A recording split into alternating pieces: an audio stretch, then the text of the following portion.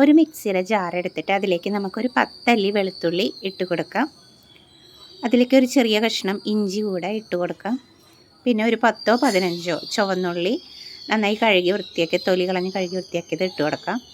1/2 table spoon കുരുമുളക്, പിന്നെ അതിലേക്ക് നമുക്കൊരു 1/2 ടീസ്പൂണ് പെരുംജീരകം, 1/2 ടേബിൾ സ്പൂൺ ആണ് കേട്ടോ കുരുമുളക്. പിന്നെ നമുക്കൊരു ചെറുനാരങ്ങയുടെ പകുതി ചേർത്ത് കൊടുക്കാം, നീര് ചേർത്ത് കൊടുക്കാം. ഞാനിപ്പോൾ ഇതിലേക്ക് പുളിയുടെ തളിരില ചേർത്ത് കൊടുക്കുന്നുണ്ട് കേട്ടോ.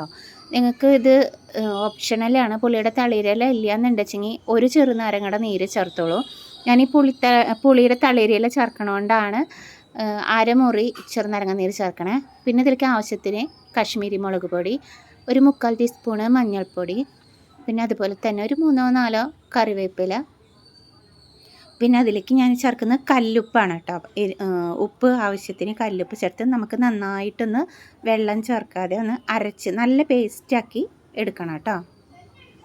ഞാനിവിടെ നല്ല ദേശമുള്ള മീനാണ് എടുത്തിരിക്കുന്നത്. ഈ ഒരു കൂട്ടുണ്ടല്ലോ, ഇപ്പം നമ്മൾ ഇതിലേക്കുള്ള മസാല കൂട്ട് അത് നമുക്ക് ഏത് മീനിലേക്കും എടുക്കാം കേട്ടോ. വറക്കുന്ന ഏത് മീനിലേക്കും എടുക്കാം, നല്ല ടേസ്റ്റാണ്.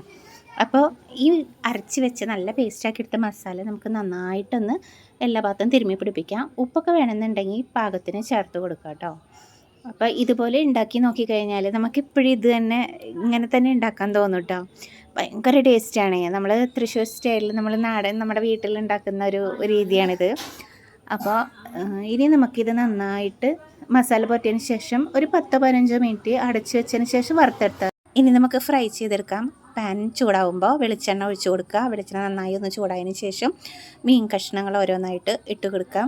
നമ്മളിതുപോലെ വറുത്തെടുക്കുന്ന സമയത്ത് വെളുത്തുള്ളി ചതച്ചതും അതുപോലെ തന്നെ കറിവേപ്പിലൊക്കെ ഇട്ട് കൊടുത്തു കഴിഞ്ഞാൽ നമ്മൾ വറുത്ത് കഴിഞ്ഞാൽ നല്ല ടേസ്റ്റുണ്ട്, നല്ല ഫ്ലേവർ കിട്ടും നമ്മുടെ ഫിഷിന്. ഇപ്പോൾ ഇതിലേക്ക് എൻ്റെ മോനാണ് വെളുത്തുള്ളിയൊക്കെ ചതച്ചിട്ടിരിക്കുന്നത് കേട്ടോ. അവന് ഭയങ്കര ഇഷ്ടമാണ്. അത് കാരണം നിങ്ങളിതുപോലെ ഒന്ന് ട്രൈ ചെയ്ത് നോക്കൂ കേട്ടോ, നല്ല അടിപൊളിയായിരിക്കും. അപ്പോൾ ഒരു ഭാഗമായിട്ടുണ്ട്, നമുക്ക് മറിച്ചിട്ട് കൊടുക്കാം. ഇതുപോലെ നമുക്ക് കംപ്ലീറ്റ് ഒന്ന് ഫ്രൈ ചെയ്തെടുക്കാം.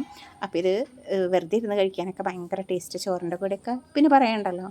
അപ്പോൾ എല്ലാവരും ട്രൈ ചെയ്തിട്ട് എങ്ങനെയുണ്ട് എന്നുള്ളതെന്ന് അഭിപ്രായം പറയണേ. എൻ്റെ ചാനലൊന്ന് സബ്സ്ക്രൈബ് ചെയ്തേക്കണേ.